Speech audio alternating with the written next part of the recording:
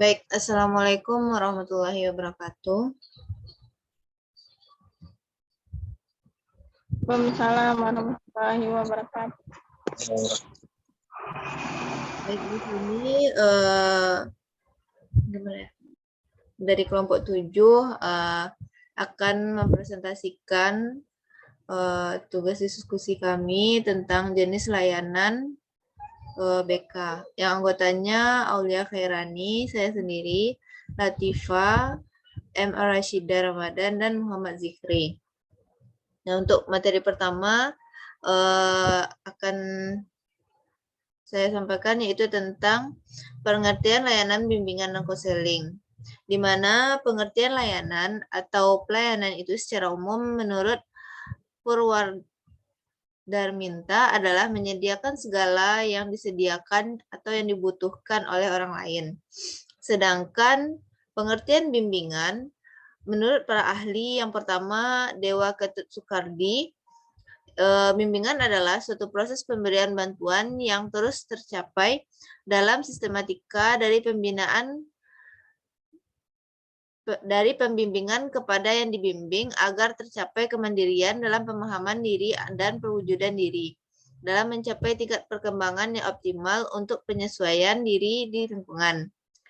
Yang kedua, dari pendapat Koester Partowi Sastro, di mana bimbingan adalah bantuan yang diberikan oleh seseorang kepada seseorang agar memperkembangkan potensi-potensi yang dimilikinya mengenai dirinya sendiri.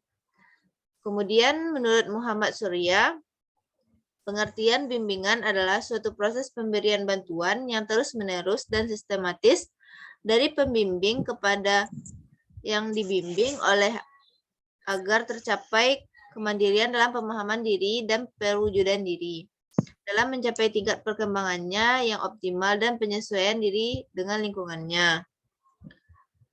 Selanjutnya, dari pengertian pendapat para ahli tersebut dapat kita simpulkan bahwa bimbingan adalah bantuan yang diberikan oleh seseorang agar yang diberikan bimbingan menjadi lebih terarah dan dapat mengambil keputusan yang tepat bagi dirinya dan lingkungannya untuk hari ini, masa depan, dan yang akan datang. Selanjutnya, pengertian konseling.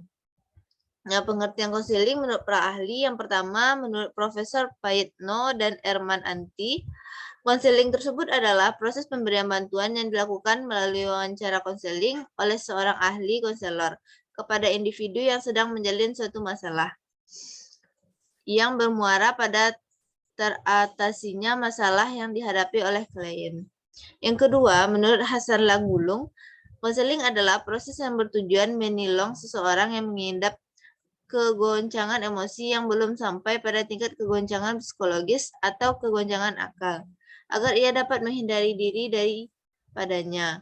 Yang ketiga, menurut Bimo Walgito, konseling adalah bantuan yang diberikan kepada individual dalam memecahkan masalah kehidupannya dengan wawancara dan cara-cara yang sesuai dengan keadaan individu yang dihadapi untuk mencapai kesejahteraan hidupnya. Nah, materi selanjutnya akan disampaikan oleh Muhammad Zikri. Kepada Muhammad Zikri, disilakan.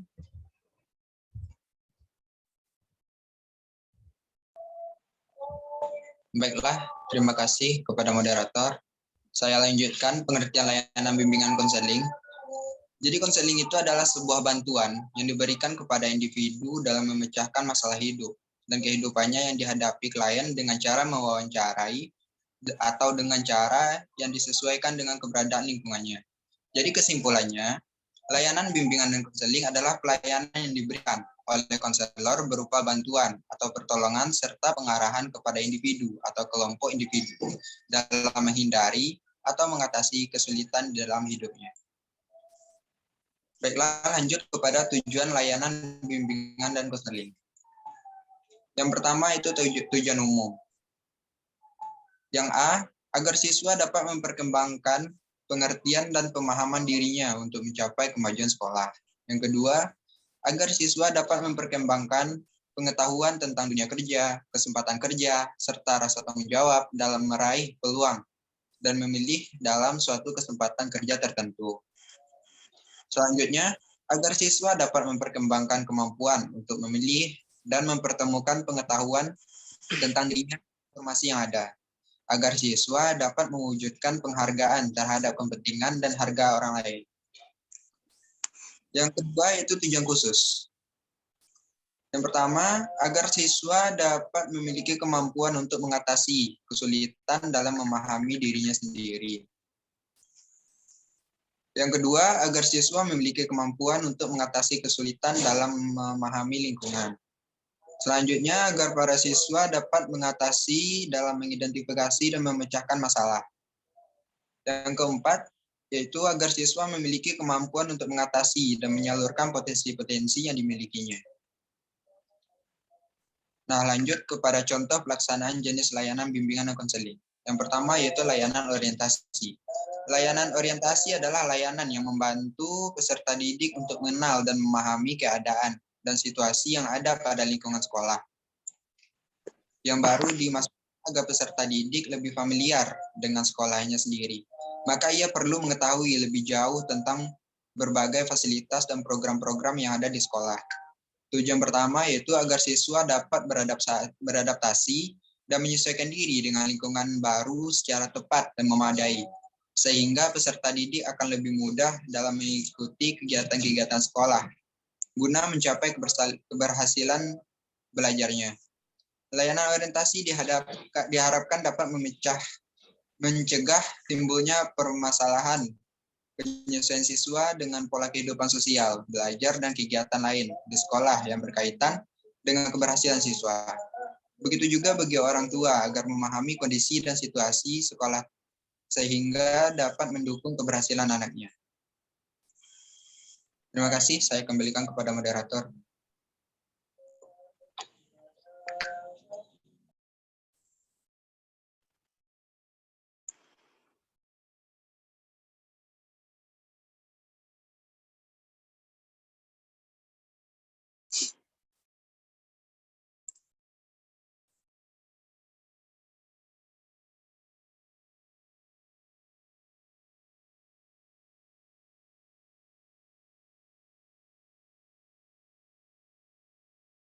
Baik, untuk materi selanjutnya tentang layanan informasi dan layanan penempatan dan penyaluran yang akan disampaikan oleh Latifah. Kepada Latifah, disilakan.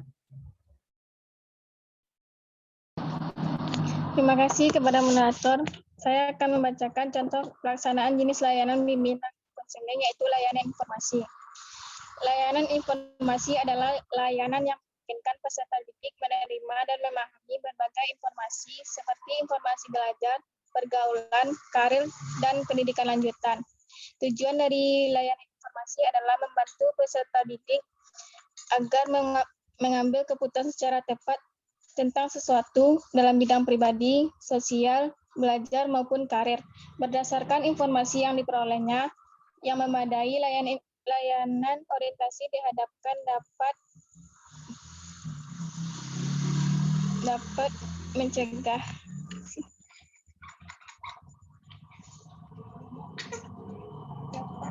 Yang kedua, layanan penempatan dan penyaluran. Layanan penempatan dan penyaluran merupakan layanan yang memungkinkan peserta didik memperoleh penempatan dan penyaluran di dalam kelas, kelompok belajar, jurusan atau program studi, program latihan, magang, kegiatan ekstrakurikuler, dengan tujuan agar peserta didik dapat mengembangkan segenap bakat, minat, dan segenap potensi lainnya. Fungsi dari layanan ini adalah membantu untuk mengembangkan layanan penempatan dan penyaluran, yaitu layanan konseling yang memungkinkan klien memperoleh penempatan dan penyaluran yang sesuai dengan bakat dan kemampuan masing-masing.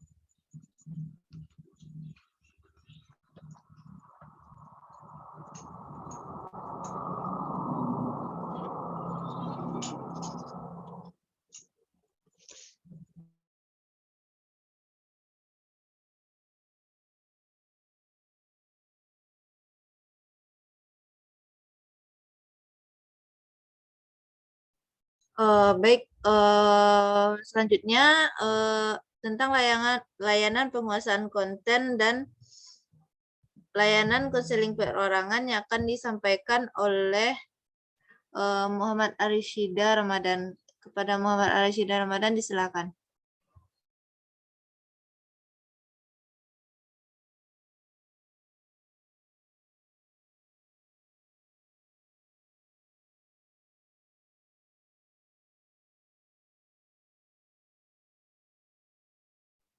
Mungkin langsung saja untuk materi selanjutnya kepada Muhammad Ar-Rasyid Ramadan disilahkan.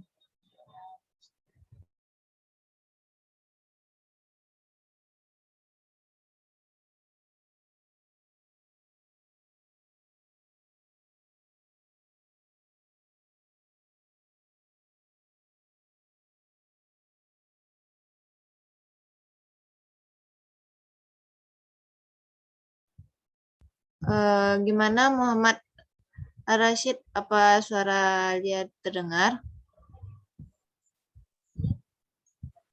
Baik Kak, saya akan melanjutkan materi selanjutnya. 4. Layanan penguasaan konten. Layanan penguasaan konten adalah suatu layanan bimbingan konseling yang bertujuan untuk memahamkan, mengembangkan, dan mempelajarkan siswa terhadap konten tertentu yang disesuaikan dengan kebutuhan siswa. Tujuan umum layanan penguasaan konten adalah dilakukan suatu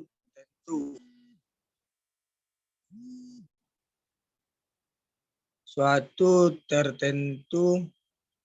Penguasaan konten ini perlu bagi individu atau klien untuk menambah wawasan, pemahaman, mengembangkan penilaian dan sikap, menyelesaikan cara kebersamaan tertentu untuk memenuhi kebutuhannya dan mengatasi masalah-masalahnya.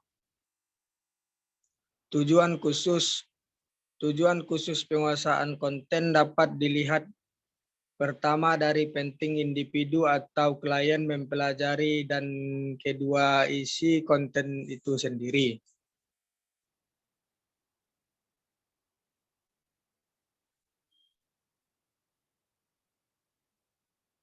Baik, 5. Layanan konseling perorangan.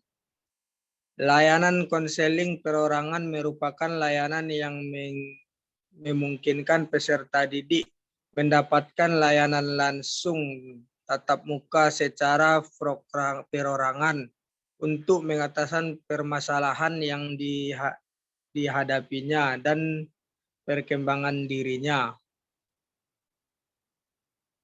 Tujuan layanan konseling perorangan adalah agar peserta didik dapat mengatasi masalah yang dihadapinya. Layanan konseling perorangan berfungsi untuk pengatasan dan evaluasi. Nah, itu yang dapat saya sampaikan. Saya kembalikan kepada moderator. Terima kasih. Baik, terima kasih kepada teman-teman, rekan-rekan yang telah berpartisipasi dalam diskusi kali ini. Mungkin cukup sekian hasil diskusi kita tentang jenis layanan BK. Nah, mungkin dia sudahi dengan Assalamualaikum warahmatullahi wabarakatuh. Waalaikumsalam warahmatullahi wabarakatuh.